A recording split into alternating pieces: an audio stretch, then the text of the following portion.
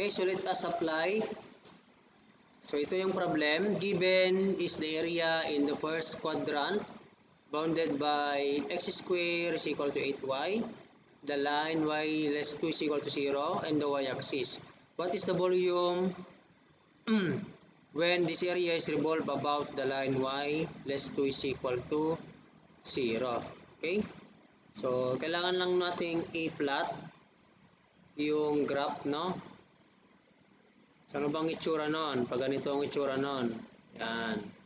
Ito yung x square is equal to 8y.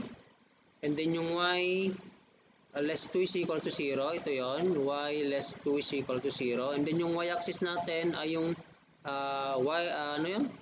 x is equal to 0 na line. Ito yon. So, ibig sabihin, ito yung area na kukunin natin, i-revolve natin about, sabi ng problem, i-revolve daw natin about line y is equal to, line y less 2 is equal to 0. Okay, so apply natin yung ring. Ring ba yun? This method. Okay. Ayan. So, ito yung ating R outside. Now, then yung R inside natin, magmula dito sa line nito, papunta dito sa strip na yun, which is 0.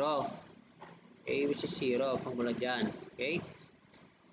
Now, kung i-apply natin yung Y up, Y low, ito yung ating Y up, Y low, ito yung ating Y low. Y low. And then yung Y up naman natin ay, ito yung ating Y up.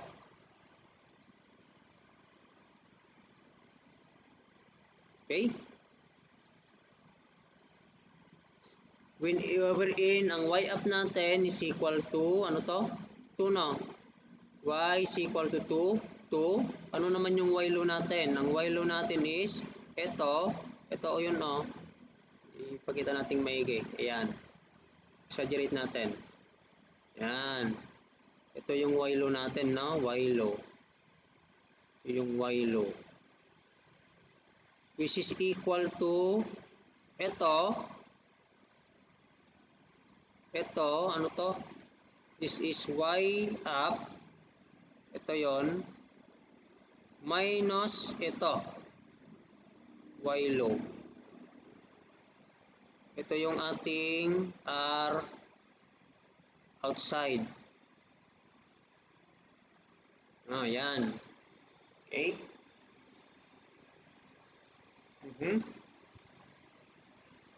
So, ang mangyayari, yung volume natin magiging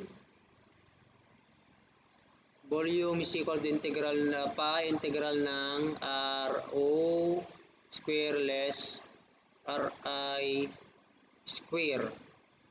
Okay? Which is yung RI natin, andito na banda, 0 na yun no? And then dx, kasi dx to, yung ating vertical strip. Yung kanyang width is dx. Okay?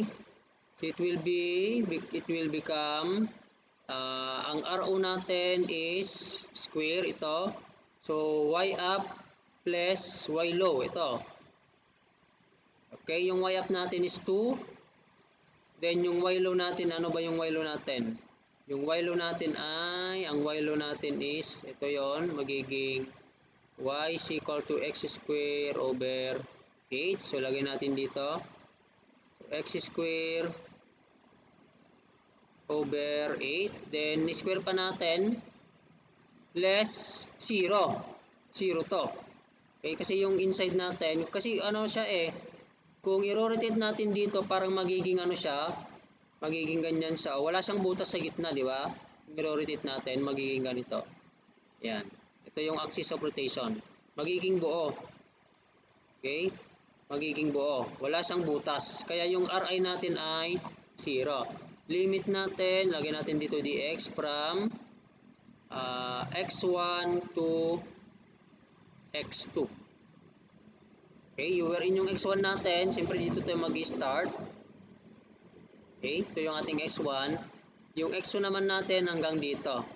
Okay, ito yung lower limit natin, tsaka yung upper limit hanggang dito. Okay? Yung x1 natin, alam na natin, ang x1 natin is 0. Itong banda na to, x1 is equal to 0. Yung x2 natin dito banda, hindi pa natin alam. Paano ba kukunin yung x2 natin? So, dun sa may intersection yun, di ba banda? So, kung intersection yun, para sila ng y. Okay? Ano ba yung y ng isa doon? Yung equation doon. Tapos yung isa ay x square is equal to 8y. Equate natin yung dalawang y. Ito 2. Dun sa kabila naman ay x square over 8. So, 16 is equal to x square.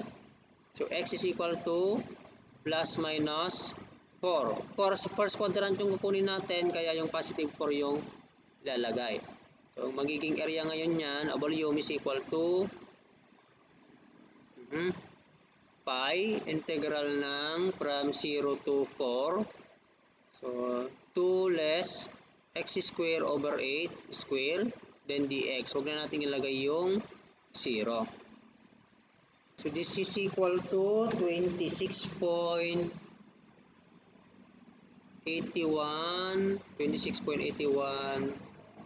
cubic units, no?